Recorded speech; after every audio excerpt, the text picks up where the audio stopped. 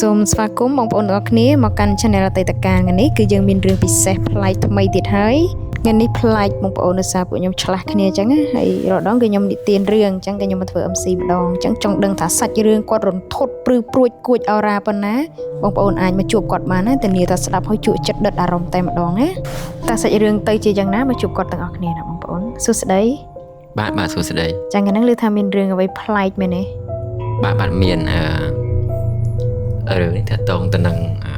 ខ្លួនខ្ញុំផ្ទាល់ហ្មងជារឿងពិតដែលខ្ញុំជួបចឹងណាអូខេរឿងនេះជួបហើយខ្ទង់បាក់2016អីហ្នឹង2017ហ្នឹងអត់ទៅចាប់ច្បាស់ទេបងប្អូនច្រើនឆ្នាំដែរចឹងណាចាហើយចំណងជើងនេះខ្ញុំមិនដឹងដាក់ថាម៉េចទេបងប្អូនចាំជួយដាក់ខ្លួនឯងផងអូខេតោះឥឡូវចូលសាច់រឿងកាលពីឆ្នាំហ្នឹងខ្ញុំធ្វើការចឹងណាខ្ញុំធ្វើការសំណងដំបូងដែរខ្ញុំធ្វើនៅជ្រោចវាយើងនេះតែខ្ញុំអត់បញ្ជាក់ថាធ្វើនៅគេណាទេខ្ញុំធ្វើជ្រោចវា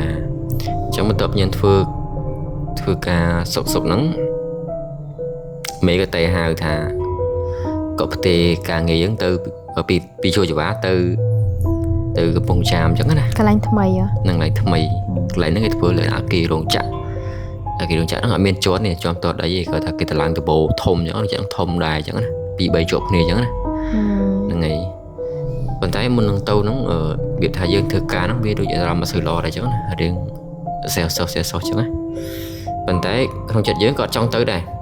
ចង់ទៅទេវាថាយើងស៊ាំនៅកន្លែងនេះស្រួលតែពេលធម្មតាយើងអ្នកធ្វើការយើងយល់ហើយអ្នកធ្វើការតែដូរកន្លែងថ្មីអារម្មណ៍ធាលថាគេថាមិនទៅហ្នឹងមិនទេអញ្ចឹងណាដូរកន្លែងថ្មីការងារថ្មីបាទជាពិសេសយើងស្នាក់នៅថ្មីទៀតស្នាក់នៅកន្លែងថ្មីទៀតមិនមែនយើងធ្វើការយើងស្នាក់នៅនេះទេហ្នឹងហើយតែអញ្ចឹងស្អែកឡើងក៏ខ្ញុំរៀបចំឲ្យបា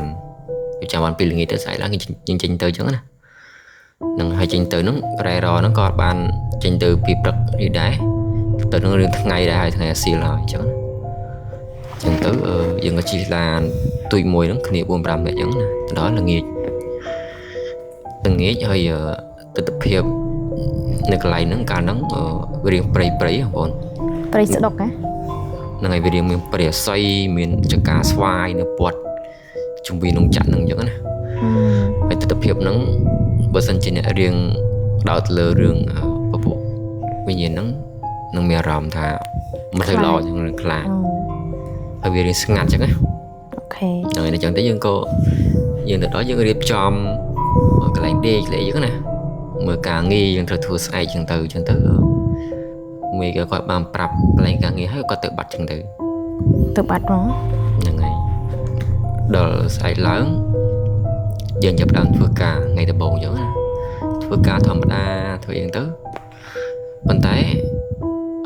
អារម្មណ៍មួយដែលយើងទទួលបានហ្នឹងគឺយើងទៅដល់កន្លែងហ្នឹងគឺមានអារម្មណ៍ខុសធម្មតាអញ្ចឹងណាមានអារម្មណ៍ប្លែកក្នុងខ្លួនអញ្ចឹងហ្នឹងហើយមានអារម្មណ៍ដល់កន្លែងហ្នឹងដូចខុសធម្មតាអញ្ចឹងណាដូចស្រួលអញ្ចឹងទៅហើយដូចមានអារម្មណ៍ថា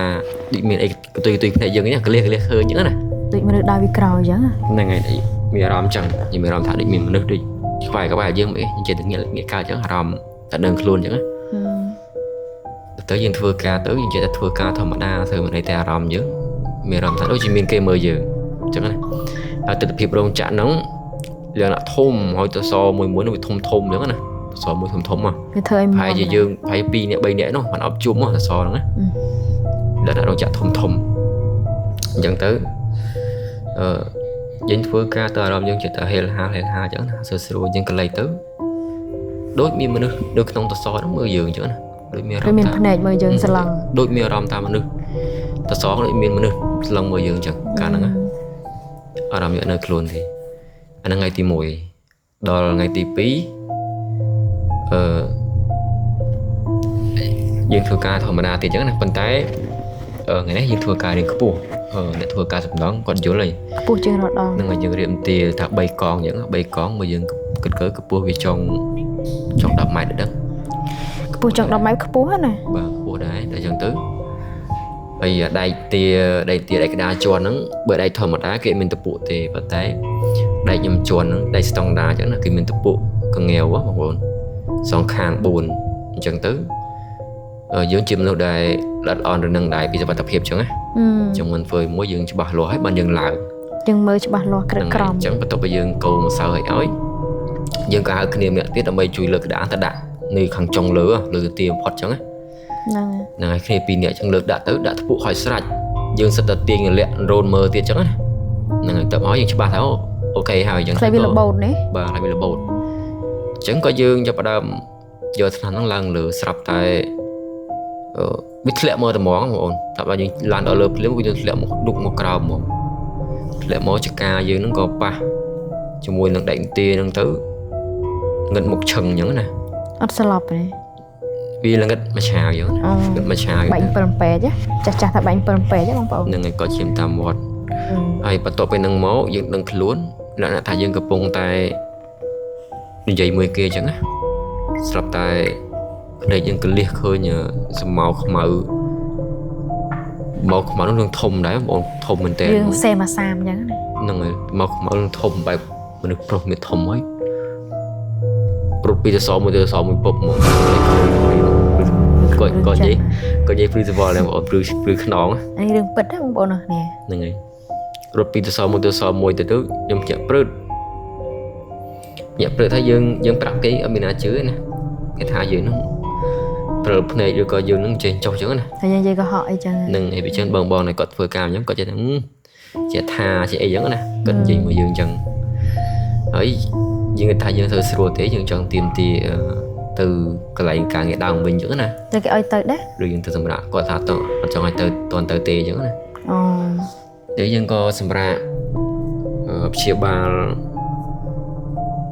មួយថ្ងៃពីរថ្ងៃអញ្ចឹងទៅនៅកន្លែងការងារហ្នឹងហើយបន្ទាប់មកយើងក៏ចូលធ្វើការវិញធម្មតាយើងត្រូវនឹងគាត់ថាឈាមធ្មិនទូទេអញ្ចឹងណាស្រាលដែរចឹងហ្នឹងហើយបុតដោយសារយើងបានដៃយើងទប់ដែរតែនឹងយើងដៃយើងមកខាងសបាចាប់ប៉ុន្តែមិនតំហឹងយើងទៅចាក់អត់ជាប់ទេគាត់បានមកជួយទប់ទម្ងន់យើងខ្លះចឹងណាសំណាបាក់ដៃហ្នឹងហើយបាក់ដៃមុំដល់ទៅយើងចូលធ្វើការធម្មតាវិញហើយអត្តតភាពដែលខ្ញុំឃើញសមោហ្នឹងគឺនៅឃើញដដែល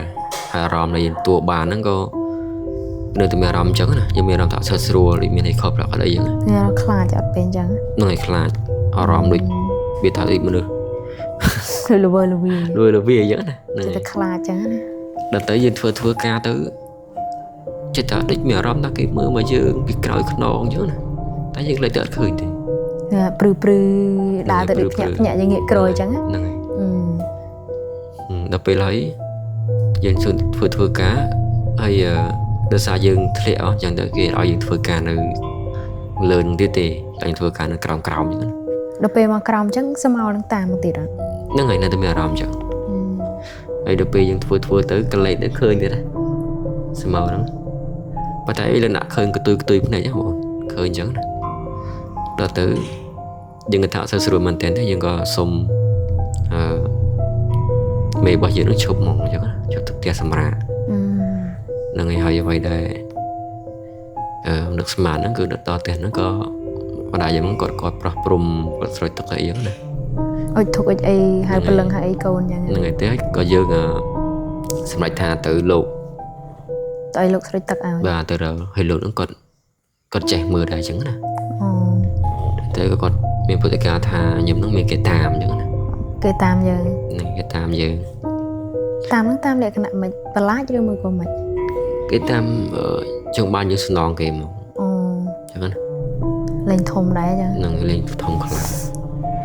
ជិះធ្វើមិនទៅបានបាត់លោកស្រោចទឹកស្រែអីចឹងទៅគាត់ចង់ខ្សែអំបោះខ្សែអីចឹងណារៀងធូរពីដងមកទៅនេះអីចឹងណាហើយរឿងហ្នឹងក៏មានតែប៉ុណ្្នឹងទេចាបងប្អូនចាប់ហើយស្ដាប់ទៅក៏មានអារម្មណ៍ថាព្រឺព្រួចណាសម្រាប់បងប្អូននេះគាត់ជួបហេតុការណ៍បែបហ្នឹងណាចាអញ្ចឹងគឺរឿងយើងក៏មានតែប៉ុណ្្នឹងទេបងប្អូនចាជួយ Subscribe Channel អតីតកាលម្នាក់មួយបើសិនជាបងប្អូនពេញចិត្តស្រឡាញ់រាប់អានពួកខ្ញុំណាបងប្អូនណាអញ្ចឹងយើងជួបគ្នានៅរឿងក្រោយបាយបាយ